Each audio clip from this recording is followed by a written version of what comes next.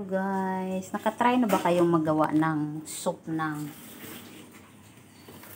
with banayan? Banayan man tawag sa amin, pero white yam yan sa English.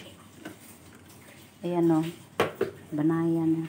Masarap ito sa yung malagkit-lagkit. Masarap yan sa may tawag dito, bilo-bilo. Yan eh. So ngayon, yan yung pinagawang soup. Easy soup pero yam ang nilagay. White yam. Lalaga to sa matagal na 2 oras sa mahinang apoy lang. Ayan. Meron tayong carrots dyan, celery, may tomato, merong onion, tsaka yung bones natin. Pakuluan muna. Tapos saka pag natanggalan siya ng yung lutaw na blood niya, saka lalagyan ng black pepper o white peppercorn. Wala na palang white peppercorn. Tingnan ko doon kung meron. Ayan na mga guys. Hello guys, ito na yung ating soup na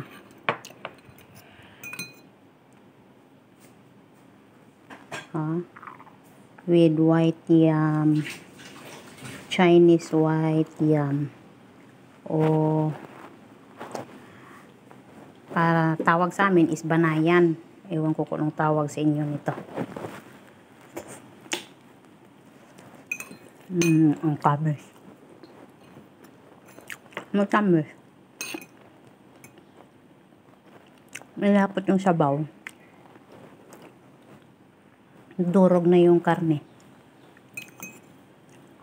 Parang ang itsura niya parang nilagang na sinigang.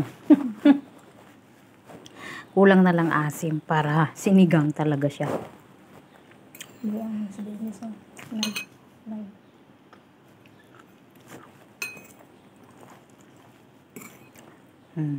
Na? Nami siya.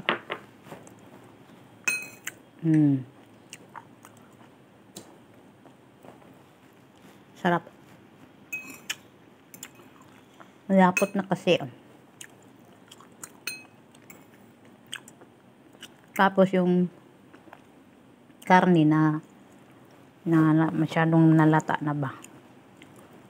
Naglabas na talaga ng lasa niya.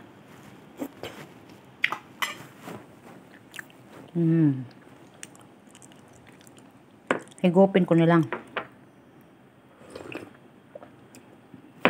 Wala akong kutsara eh. Tinidor mang gamit ko. Kutsara ko di ko kinuha. Tinidor lang kasi gusto kong kainin ng ganyan. Pero masarap na may carrots din. Matamis din ang carrots eh.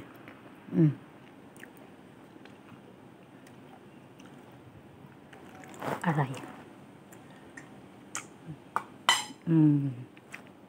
Yummy.